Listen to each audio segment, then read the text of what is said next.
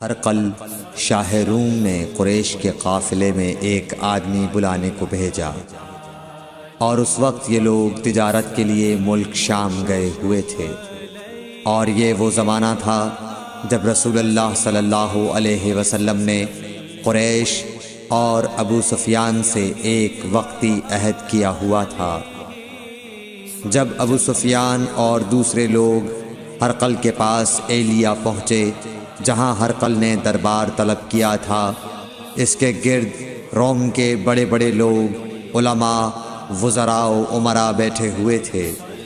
ہرقل نے ان کو اور اپنے ترجمان کو بلوایا، پھر ان سے پوچھا کہ تم میں سے کون شخص مدعی رسالت کا زیادہ قریبی عزیز ہے؟ ابو سفیان کہتے ہیں کہ میں بول اٹھا کہ میں اس کا سب سے زیادہ قریبی رشتہ دار ہوں۔ یہ سن کر ہرقل نے حکم دیا کہ اس ابو سفیان کو میرے قریب لا کر بٹھاؤ اور اس کے ساتھیوں کو اس کی پیٹھ کے پیچھے بٹھا دو۔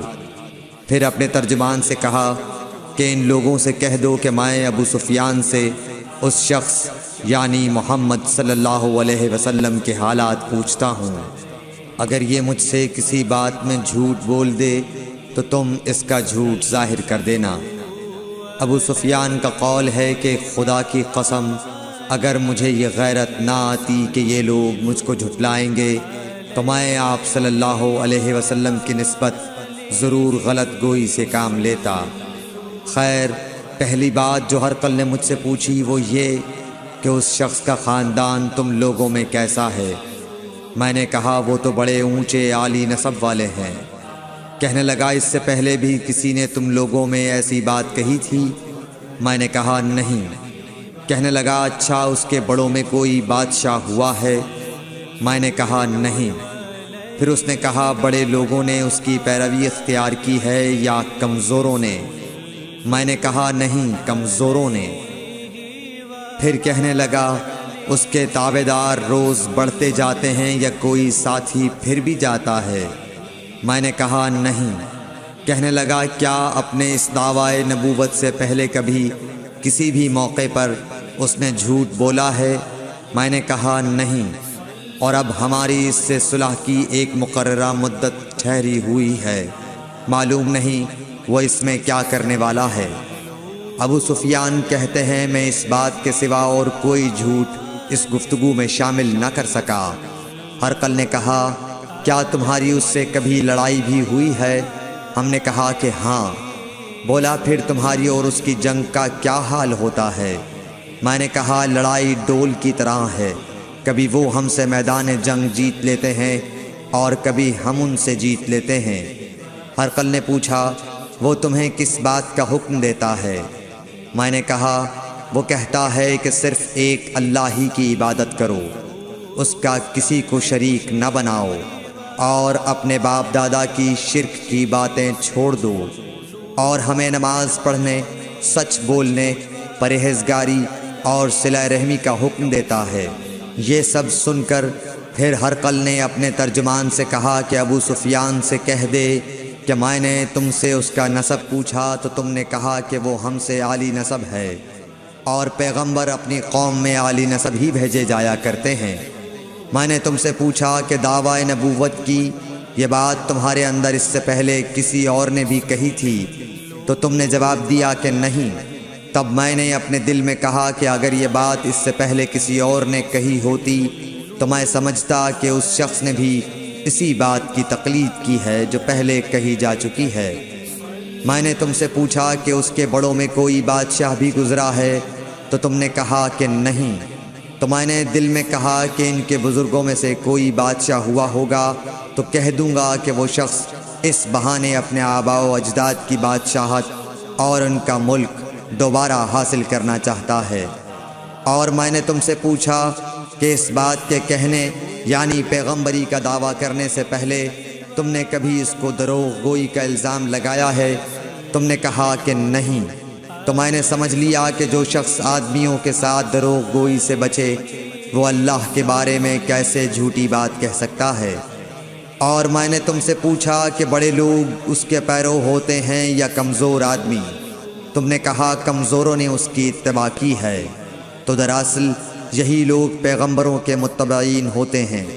اور میں نے تم سے پوچھا کہ اس کے ساتھی بڑھ رہے ہیں یا کم ہو رہے ہیں؟ تم نے کہا کہ وہ بڑھ رہے ہیں، اور ایمان کی کیفیت یہی ہوتی ہے حتیٰ کہ وہ کامل ہو جاتا ہے۔ اور میں نے تم سے پوچھا کہ آیا کوئی شخص اس کے دین سے ناخوش ہو کر مرتد بھی ہو جاتا ہے؟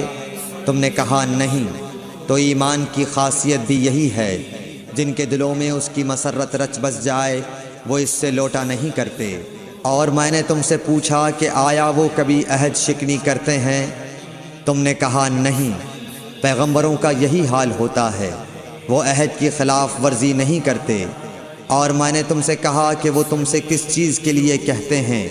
تم نے کہا کہ وہ ہمیں حکم دیتے ہیں کہ اللہ کی عبادت کرو، اس کے ساتھ کسی کو شریک نہ ٹھہراؤ، اور تمہیں بتوں کی پرستش سے روکتے ہیں، سچ بولنے اور پرہیزگاری کا حکم دیتے ہیں۔ لہٰذا اگر یہ باتیں جو تم کہہ رہے ہو سچ ہیں تو ان قریب وہ اس جگہ کا مالک ہو جائے گا کہ جہاں میرے یہ دونوں پاؤں ہیں۔ مجھے معلوم تھا کہ وہ پیغمبر آنے والا ہے، مگر مجھے یہ معلوم نہیں تھا کہ وہ تمہارے اندر ہوگا۔ اگر میں جانتا کہ اس تک پہنچ سکوں گا تو اس سے ملنے کے لیے ہر تکلیف گوارا کرتا۔ اگر میں اس کے پاس ہوتا تو اس کے پاؤں دھوتا۔ ہرقل نے رسول اللہ صلی اللہ علیہ وسلم کا وہ خط منگایا جو آپ نے وحیہ کلبی رضی اللہ تعالیٰ عنہ کے ذریعے حاکم بصرہ کے پاس بھیجا تھا، اور اس نے وہ ہرقل کے پاس بھیج دیا تھا۔ پھر اس کو پڑھا تو اس میں لکھا تھا، اللہ کے نام کے ساتھ جو نہایت مہربان اور رحم والا ہے۔ اللہ کے بندے اور اس کے پیغمبر محمد صلی اللہ علیہ وسلم کی طرف سے یہ خط ہے شاہ روم کے لیے۔ اس شخص پر سلام ہو جو ہدایت کی پیروی کرے۔ اس کے بعد میں آپ کے سامنے دعوت اسلام پیش کرتا ہوں۔ اگر آپ اسلام لے آئیں گے تو دین و دنیا میں سلامتی نصیب ہوگی، اللہ آپ کو دوہرا ثواب دے گا۔ اور اگر آپ میری دعوت سے روگردانی کریں گے تو آپ کی رعایا کا گناہ بھی آپ ہی پر ہوگا۔ اور اے اہل کتاب، ایک ایسی بات پر آ جاؤ جو ہمارے اور تمہارے درمیان یکساں ہے، وہ یہ کہ ہم اللہ کے سوا کسی کی عبادت نہ کریں اور کسی کو اس کا شریک نہ ٹھہرائیں، اور نہ ہم میں سے کوئی کسی کو خدا کے سوا اپنا رب بنائے۔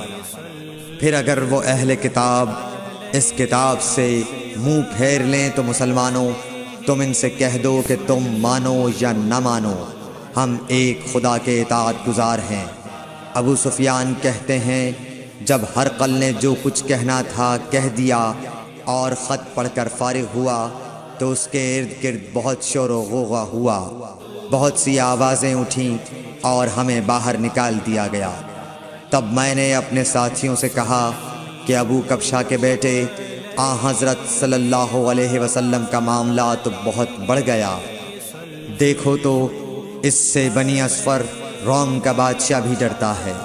مجھے اس وقت سے اس بات کا یقین ہو گیا کہ حضور صلی اللہ علیہ وسلم ان قریب غالب ہو کر رہیں گے، حتیٰ کہ اللہ نے مجھے مسلمان کر دیا۔ راوی کا بیان ہے کہ ابن ناطور ایلیا کا حاکم ہرقل کا مصاحب اور شام کے نصارہ کا لاٹ پادری بیان کرتا تھا کہ ہرقل جب ایلیا آیا ایک دن صبح کو پریشان اٹھا تو اس کے درباریوں نے دریافت کیا کہ آج ہم آپ کی حالت بدلی ہوئی پاتے ہیں، کیا وجہ ہے؟ ابن ناطور کا بیان ہے کہ ہرقل نجومی تھا، علم نجوم میں وہ پوری مہارت رکھتا تھا۔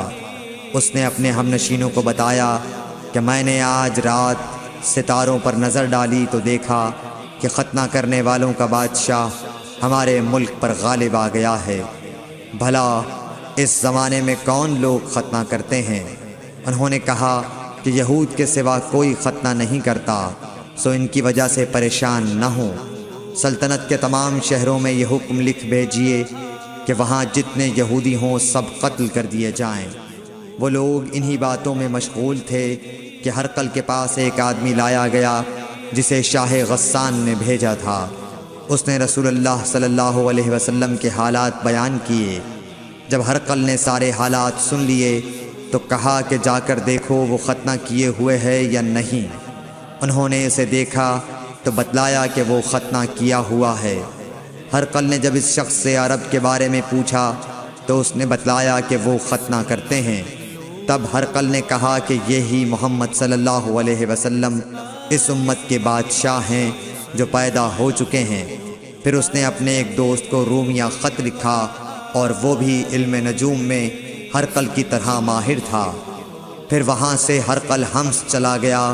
ابھی حمص سے نکلا نہیں تھا کہ اس کے دوست کا خط اس کے جواب میں آ گیا۔ اس کی رائے بھی حضور صلی اللہ علیہ وسلم کے ظہور کے بارے میں ہرقل کے موافق تھی کہ محمد صلی اللہ علیہ وسلم واقعی پیغمبر ہیں۔ اس کے بعد ہرقل نے روم کے بڑے آدمیوں کو اپنے حمص کے محل میں طلب کیا اور اس کے حکم سے محل کے دروازے بند کر لیے گئے۔ پھر وہ اپنے خاص محل سے باہر آیا اور کہا، اے روم والو، کیا ہدایت اور کامیابی میں کچھ حصہ تمہارے لیے بھی ہے؟ اگر تم اپنی سلطنت کی بقا چاہتے ہو تو پھر اس نبی صلی اللہ علیہ وسلم کی بیعت کر لو اور مسلمان ہو جاؤ۔ یہ سننا تھا کہ پھر لوگ وحشی گدھوں کی طرح دروازوں کی طرف دوڑے مگر انہیں بند پایا۔ آخر جب ہرقل نے اس بات سے ان کی یہ نفرت دیکھی اور ان کے ایمان لانے سے مایوس ہو گیا تو کہنے لگا کہ ان لوگوں کو میرے پاس لاؤ۔ جب وہ دوبارہ آئے تو اس نے کہا، میں نے جو بات کہی تھی اس سے تمہاری دینی پختگی کی آزمائش مقصود تھی، سو وہ میں نے دیکھ لی۔ تب یہ بات سن کر وہ سب کے سب اس کے سامنے سجدے میں گر پڑے اور اس سے خوش ہو گئے۔ بالآخر ہرقل کی آخری حالت یہی رہی۔ صحیح بخاری حدیث نمبر 7۔